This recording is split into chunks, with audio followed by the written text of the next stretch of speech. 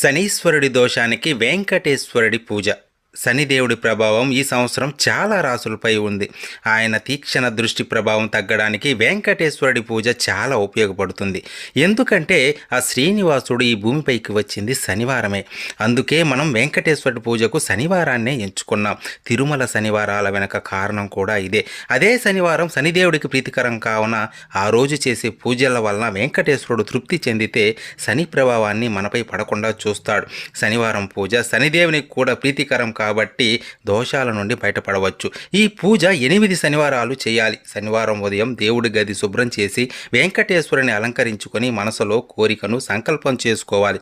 బియ్యం పిండి, పాలు, బెల్లం ముక్క, అరటిపండు కలిపి పిండి ముద్ద చేసి ప్రమిదలాగా చేసి 7 ఒత్తులు వేసి శ్రీనివాసుడి ముందు పెట్టి వెలిగించాలి. ఇలా 8 శనివారాలు ఆపకుండా చేయాలి. అలా ఆరాధిస్తే శని దోషం పోవడంతో పాటు వెంకటేశ్వర కటాక్షం లభిస్తుంది.